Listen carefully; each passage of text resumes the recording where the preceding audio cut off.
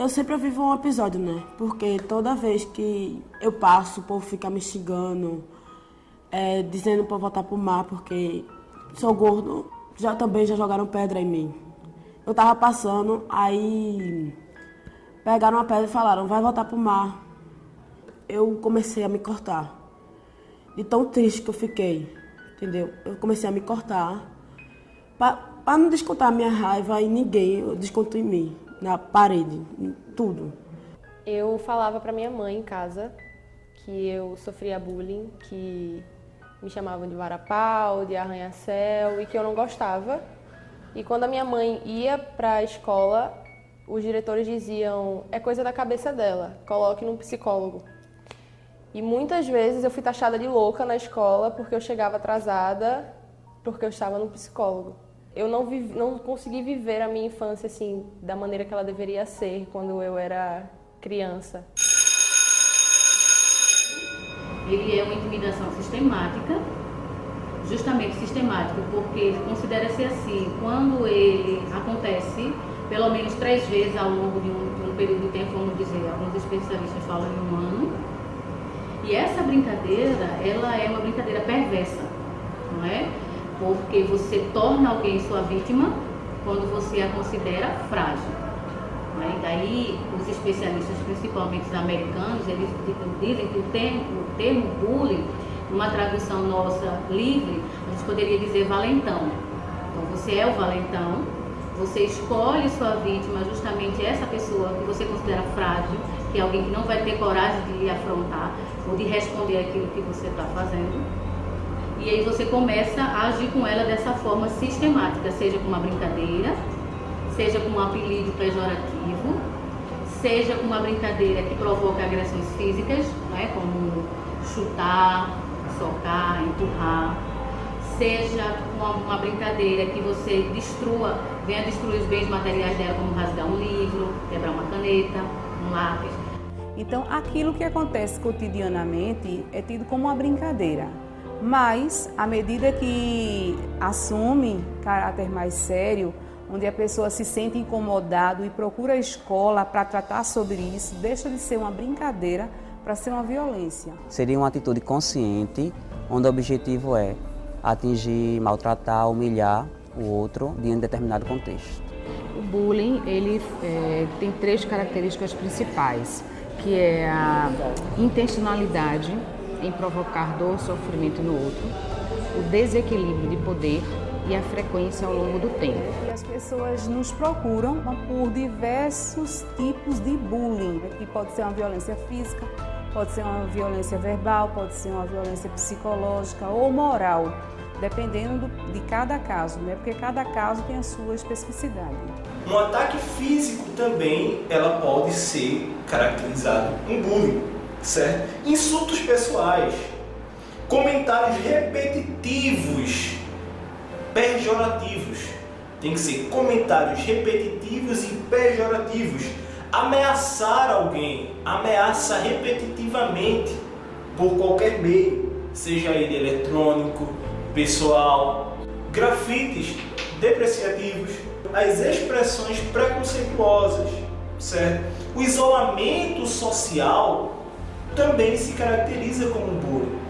Você se reunir com aquele grupo de amigos e quando alguém tenta se aproximar, você recusar aquela pessoa, você escantear, certo? E entre outras coisas também que podem ser caracterizadas bullying. Depende da situação, depende do contexto, depende do caso, né? Geralmente ele é considerado uma violência, mas pode ser uma violência decorrente já de alguma patologia, ou de alguma psicopatologia ou de algum transtorno. Mas em si o bullying é um ato de violência.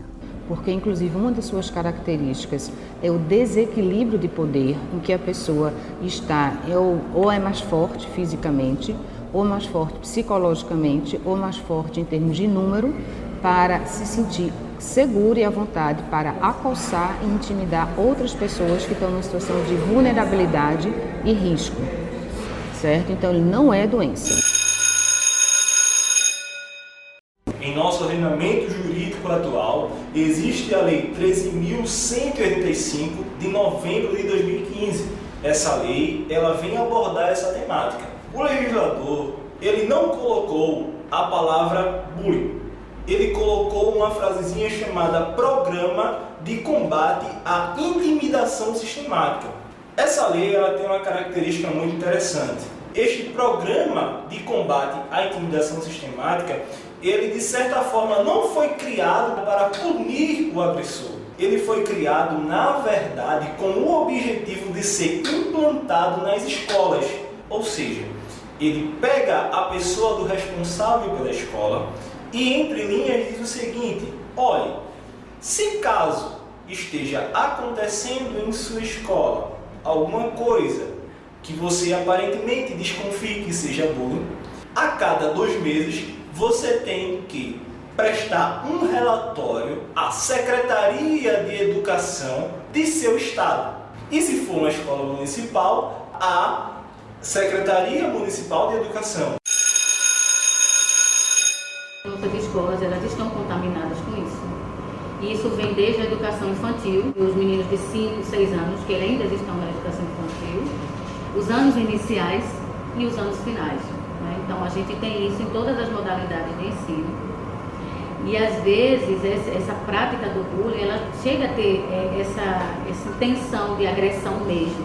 Né? Então as nossas escolas, nós temos 312 unidades de ensino em Recife. Recife é uma rede bem grande. E eu acredito que todas essas unidades de ensino já tiveram caso de bullying nas suas escolas. Algumas conseguem fazer um trabalho mais rápido e aí junto com os professores e gestão, eles conseguem promover projetos e atividades e ações de prevenção. Algumas, dependendo da modalidade de ensino, principalmente em anos finais, quando não consegue já de imediato fazer esse trabalho e aí as coisas se agravam, elas chamam alguns órgãos internos para intervir, que é o caso do NEV, que é o caso da própria DPCA, que vem fazendo também um trabalho preventivo muito bom. O Ministério Público, entre outros órgãos, chegam para intervir nesse sentido. E a gente percebe que o bullying nos anos finais, que essa faixa etária dos meninos entre 12 e 16 anos, é justamente onde está com mais índice de, vamos dizer assim, de agressividade.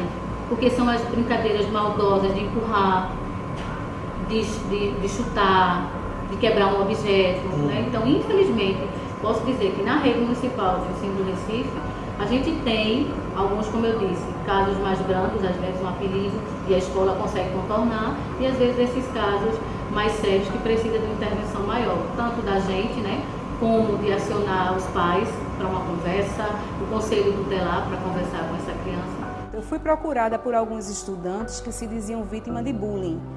Então, na visão desses estudantes, o bullying acontecia porque a escola não tomava nenhuma medida para que isso deixasse de acontecer. Então, eu conversei com esse grupo de alunos, foram 3 alunos que me procuraram e a gente sentou para conversar. O bullying, o que é bullying, quais os tipos de bullying, que tipo de bullying você acha que está sentindo e o que é que a gente pode fazer, né, para minimizar esse tipo de violência. Então, esse grupo me procurou, a gente fez uma pesquisa e resultou em um trabalho que é bullying, o que isso tem a ver comigo. Porque aí, nesse trabalho, nas pesquisas, nas rodas de conversa, nas entrevistas, a gente pôde concluir que cada pessoa tem uma participação direta ou indireta na resolução do problema do bullying. Que o bullying não é só um problema do professor, não é um problema só da gestão ou da coordenação da escola. O bullying acontece dentro da sala de aula e, dessa forma, todo mundo tem uma participação direta na resolução desse problema. Decorrente desse projeto, a gente criou a ouvidoria do bullying aqui na escola, onde o estudante ele procura dar o nome, a gente mantém o anonimato dessa criança e ele vai relatar os casos, no caso que ele está passando. A gente escuta e depois dá os devidos encaminhamentos.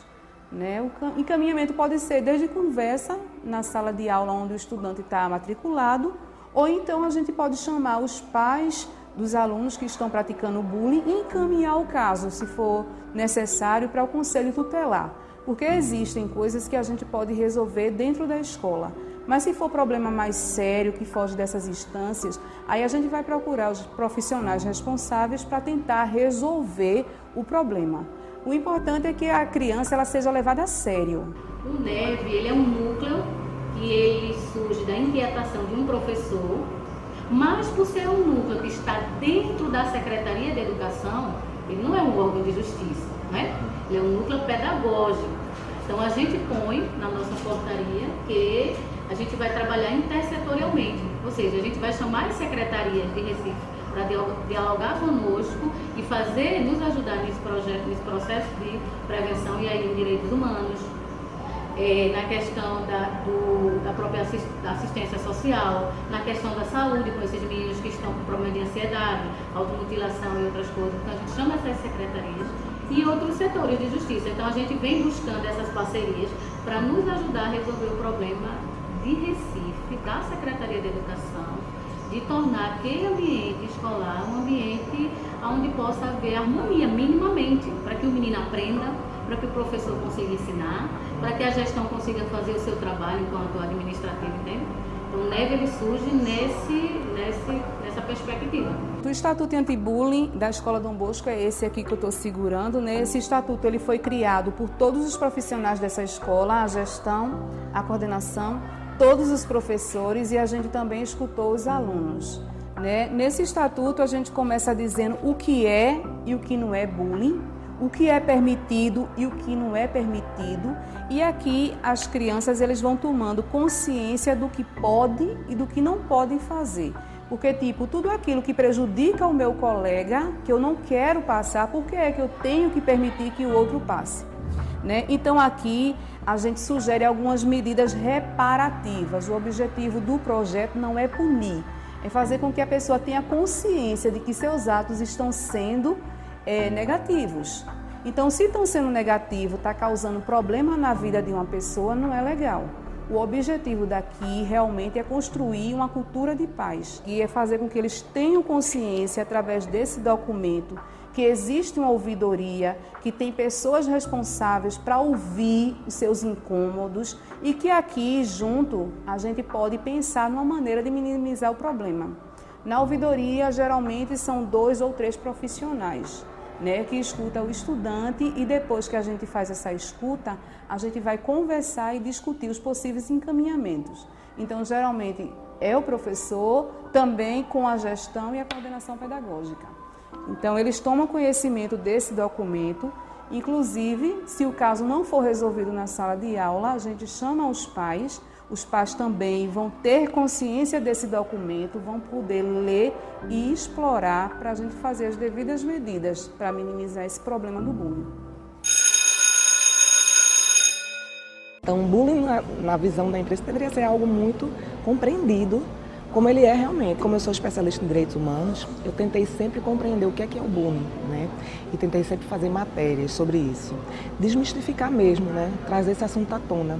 Eu me lembro quando eu fiz acho que minha primeira matéria sobre o assunto de forma mais trabalhada, mais estudada, era um assunto praticamente novo na mídia, né? Eu não encontrava esse tema em canto nenhum. E eu achei esse nome curioso. Por que esse nome tão diferentão? Por que esse nome estrangeiro, né? O que é o bullying? E aí compreendi e fui atrás, não vamos atrás desse termo novo, né? E foi quando começamos a estudar e trazer ao debate. A mídia, né, ela vem espetacularizando a violência em vez de explicar e apoiar as vítimas, agressores e as escolas públicas, tornando esse fato muito maior do que de fato ele é, né, em vez de fazer uma abordagem, né, fundamentada em princípios da ciência, né? Por exemplo, hoje em dia, quando você vai falar sobre suicídio na mídia, existe um protocolo de informações que todo jornalista, toda rede de televisão tem que seguir. Esse protocolo ainda não existe para os fenômenos de bullying. Então, como existe pouca dedicação da mídia para poder entender a trama que existe para acontecer um fenômeno dessa magnitude, ela procura o bullying, que foi espetacularizado, né, em termos de um grande show, e atribui nomes, né, que pegam no senso comum para poder justificar aqueles atos violentos. Sim, é a cena do espetáculo, né? Que para conseguir likes ou para conseguir uma boa audiência, né, e isso reverter de alguma forma em anúncios e dinheiro para essas empresas, principalmente de televisão, né, onde a gente vê maior cobertura nesse estilo, né? Em programas policiais, onde muitas vezes essas famílias são extremamente desrespeitadas, famílias de vítimas ou própria família de envolvidos nesses crimes, né? São extremamente desrespeitadas quando esses repórteres insistem em obter informações onde não se cabe naquele momento, né? Então é momento de dor, é preciso saber chegar perto, né? É preciso saber abordar essas famílias, isso muitas vezes não acontece. Fora isso, essa curiosidade mórbida, né? Do que é que aconteceu e como aconteceu, mas as pessoas estão interessadas, além dessa curiosidade mórbida, em saber por quê, como e de forma respeitosa para com o autor do crime ou de forma respeitosa para com aquelas vítimas, né? Então, às vezes a gente termina vendo uma busca de um lugar comum para responder a determinados questionamentos, né? Dos próprios jornalistas, vai sempre para o lugar comum. Ah, essa pessoa sofria abuso dentro da escola, será que é verdade? Ah, essa pessoa frequentava alguns sites violentos, tal. Será que é verdade? Então não se questiona muito, vai sempre para a mesma pergunta, sempre para a mesma abordagem, como se as histórias fossem iguais. Quando as histórias não são iguais, eu acho que cada história tem seu tom. Eu acho que as coberturas são muito pontuais, ou seja, acontece um fato que chama atenção, toda a mídia vai em cima, né, e cobre aquele assunto. Então, coberturas pontuais terminam que a gente não consegue debater como o tema realmente, né? Então, acho que o tema bullying deve ser debatido ao longo de um ano inteiro, né, ao longo de matérias especiais, e não pontualmente, em casos que chamem a atenção da sociedade, né? Termina que essa pontualidade no debate deixar arestas entre os próprios jornalistas, porque como as redações vão se reformulando, entrando gente nova, eu que já tenho um gabarito em bullying, por exemplo, já abordei isso em várias matérias, termina que eu saindo de uma área, termina que entra outros jornalistas, né, e eles ainda não têm essas ferramentas.